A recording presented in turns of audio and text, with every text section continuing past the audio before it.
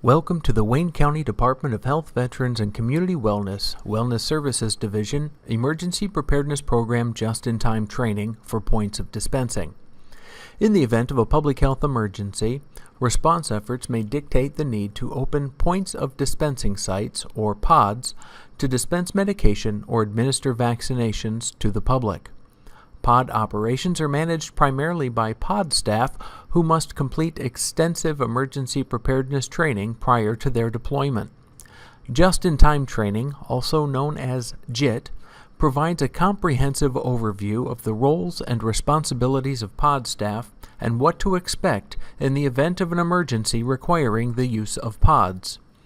In this brief video, you will learn the function of the dispensing group.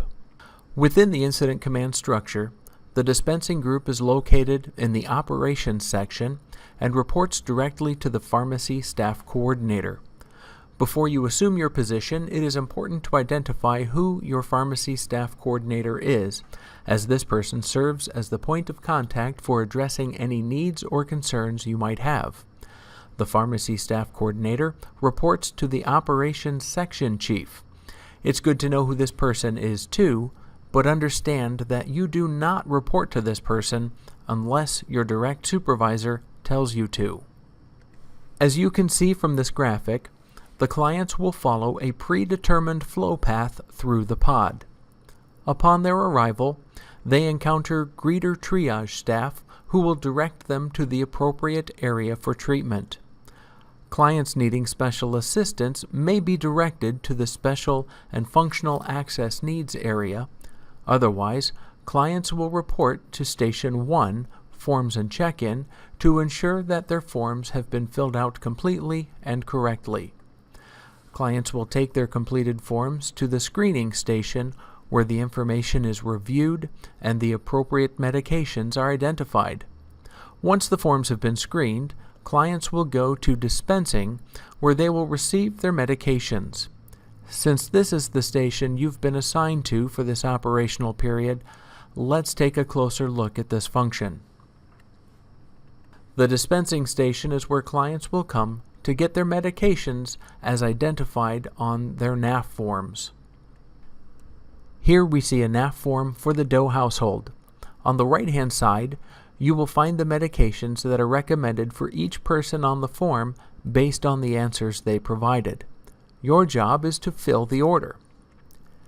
As you can see on the form, the following 4 options are available: doxycycline, doxycycline with crush instructions, which is the same dose of doxycycline, but you will also provide this form, which gives instructions for how to crush the pill to mix it with water and the proper amount of this solution to take.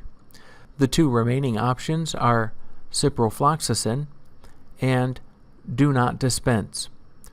Persons with a do not dispense indication will be referred to their personal care physician or to the local emergency department to receive appropriate medications. Do not provide medications to persons with a do not dispense indication. Please see your job action guide for further information about this. In our example here, we are using doxycycline. Please note that the process will be the same for ciprofloxacin. The medications that we are dispensing, Doxy and Cipro, each have their own information sheet as required by federal dispensing laws. You must provide this sheet for any medication that you are dispensing. On the side of the pill bottle, you will find 2 small labels that have the medication name and lot information. Take one of those stickers and place it on the corresponding information sheet that will be given to the client. If there are multiple bottles of the same medication being dispensed to a household, you may place all of the stickers for that medication on the same information sheet. When doing this, be sure to mark each label and bottle so the clients know which medications belong to whom. The second label from the pill bottles will be placed on the NAF form so that we can see who got which medications.